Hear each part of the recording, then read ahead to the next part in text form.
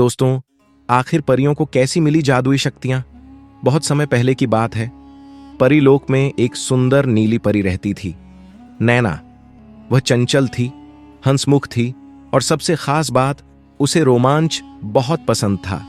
एक दिन रानी एलोरा ने परीलोक की सभी परियों को दरबार में बुलाया।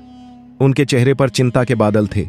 उन्होंने कहा, परीलोक के जादू का स्रोत चंद्रलोक का जादुई क्रिस्टल धीरे धीरे अपनी चमक खो रहा है।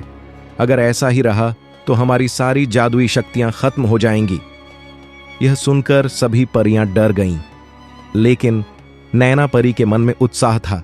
उसने तय किया कि वह चंद्रलोक जाएगी और इस रहस्य को सुलझाएगी। नैना परी अपने छोटे दोस्त चमकीले तारे टिमटिम के साथ बादलों के पार उड़ चली।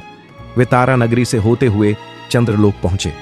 चंद्रलोक एक बेहद खूबसूरत जगह, जहां चांदी जैसी रेत थी, आसमान नीला चमक रहा था और तारों से बनी झील बह रही थी। लेकिन वहां कुछ अजीब था। जादुई क्रिस्टल की रोशनी धीरे धीरे कम हो रही थी।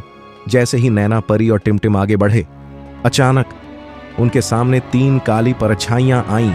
वे थे चंद्रलोक के छाया राक्षस। एक राक्षस गरजा, अगर तुम्हें क्रिस्टल की शक्ति वापस लानी है तो तुम्हें हमारी पहेली का उत्तर देना होगा। नैना परी ने झट से कहा, पूछो।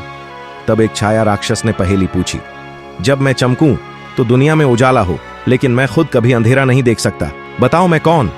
नैना परी बहुत तेज दिमाग की थी। उसने थोड़ी देर सोचा, फिर मुस्कुराकर बोली, सूरज। राक्षस जोर से हंसे और बोले, सही उत्तर, लेकिन अभी एक और चुनौती बाकी है। अब नैना परी को चंद्र झील के अंदर जाकर क्रिस्टल को छूना था, लेकिन झील में चंद्र जल रक्षक पहरा दे रहा था। नैना ने अपनी जादुई छड़ी उठाई और अपना चमकता हुआ जादुई सितारा, जो उसे पिछली कहानी में मिला था, झील में फेंक दिया। जैसे ही सितारा पानी में गिरा, झील की लहरें सुनहरी हो गईं और जल रक्षक शांत हो गया। अब नैना ने धीरे से जादुई क्रिस्टल को छुआ और वो फिर से रोशनी से भर गया। जैसे ही नैना परी क्रिस्टल लेकर परीलोक लौटी, पूरा परीलोक फिर से जादुई रोशनी से भर गया। रानी एलोरा ने नैना को गले लगाया और कहा, तुम सच में परीलोक की सबसे बहादुर परी हो।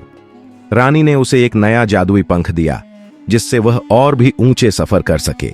और इस तरह नैना परी का एक और रोमांचक सफर खत्म हुआ। लेकिन क्या अगली बार वह एक और नई दुनिया की खोज करेगी? अगर आपको यह कहानी पसंद आई तो लाइक करें और अगले रोमांच के लिए तैयार रहें।